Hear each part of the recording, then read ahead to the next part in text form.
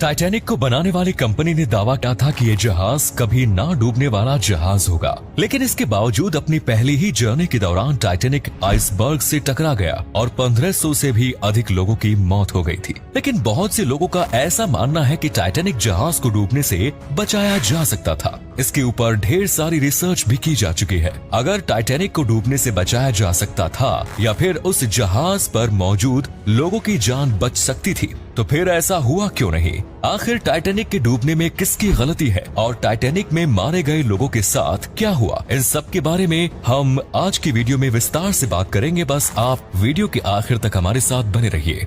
20वीं सदी की शुरुआत में टाइटैनिक को बनाने का फैसला किया गया और इसे बनाने का contract white star line company को मिला। लगभग 3 साल का वक्त, 48 करोड़ रुपए की लागत और 2000 से भी अधिक लोगों की कड़ी मेहनत के बाद टाइटैनिक बनकर तैयार हुआ। 31 मई 1911 को टाइटैनिक जहाज पहली बार पानी में उतारा गया। ये जहाज 882 फीट लंबा था, जिसका वजन लगभग 50,000 टन था। इस जहाज का पूरा नाम RMS टाइटैनिक रखा गया, यानी कि रॉयल मेल शिप। टाइटैनिक उस समय अपने आप में किसी अजूबे से कम नहीं था। ये दिखने में तो बेहद खूबसूरत था ही, साथ ही हर कोई इस जहाज पर एक बार यात्रा करने के सपने देख रहा था। इस जहाज पर लाइब्रेरी, पूल, टर्किश बाथटब, बार और रेस्टोरेंट्स जैसी सभी लग्जरी सुविधाएं मौजूद थी, जो आपको किसी बड़े रिजॉर्ट या 5 स्टार होटल में मिलती है। उस समय टाइटैनिक बनाने में $7.5 मिलियन का खर्च आया। इन्फ्लेशन के अनुसार आज के समय में वैसा ही जहाज बनाने में $400 मिलियन का खर्च आएगा। टाइटैनिक जहाज सन 1914 में 10 अप्रैल के दिन साउथहैम्पटन से न्यूयॉर्क के लिए रवाना हुआ। उस समय टाइटैनिक पर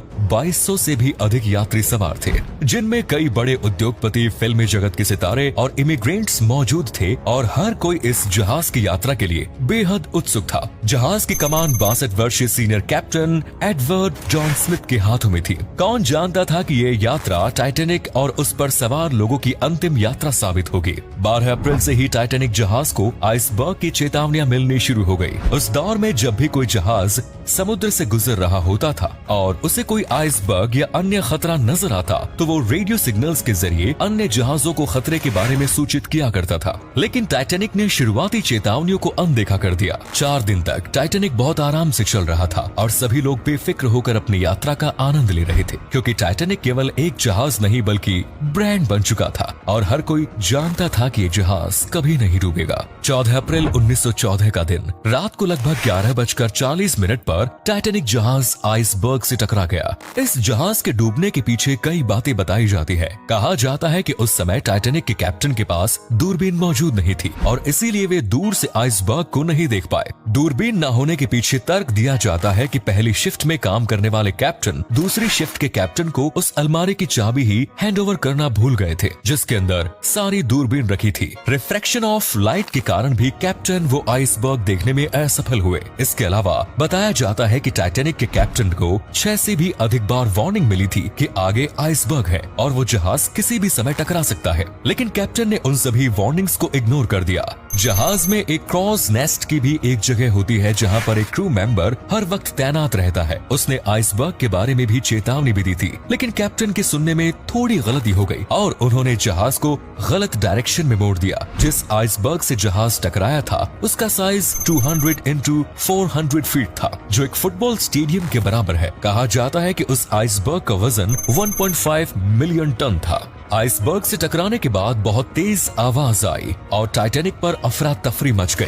पहले तो लोगों ने स्थिति को ज्यादा गंभीरता से नहीं लिया, क्योंकि हर किसी को लग रहा था कि टाइटैनिक जहाज तो कभी डूब ही नहीं सकता। कंपनी ने इसमें कई एक्स्ट्रा सिक्योरिटी फीचर्स ऐड किए हुए थे, जो उस समय के अन्य जहाजों में मौजूद नहीं हुआ करते थे। इनमें एक था डाउनल बॉटम हुल, यानी नीचे की एक परत को नुकसान पहुंचाता भी है तो दूसरी लेयर जहाज को मजबूती देगी। लेकिन बदकिस्मती से जहाज साइड से टकरा जाता है। टाइटैनिक में 16 वाटर लाइट कंपार्टमेंट्स बने हुए थे। इनमें से यदि 4 कंपार्टमेंट्स में पानी भर भी जाता तो भी जहाज को कोई फर्क नहीं पड़ता, लेकिन आइसबर्ग से टकराने के बाद 6 कंटेनर्स में पानी भर गया। धीरे धीरे जहाज पानी में डूबने लगा और इसका पिछला हिस्सा ऊपर की ओर आ गया। अब लोगों को डर लगने लगा। हर कोई अपनी जान बचाने के लिए इधर उधर भाग रहा था। किसी को समझ नहीं आ रहा था कि ऐसे समय पर क्या किया जाए। जाए। जहाज के क्रू मेंबर्स ने लोगों की लाइफ बोट के जरिए जान बचाने की कोशिश की, लेकिन तभी पता चला कि जहाज पर केवल 20 लाइफ बोट ही मौजूद थी और इसीलिए केवल 705 लोगों की जान ही लाइफ बोट के कारण बच पाई।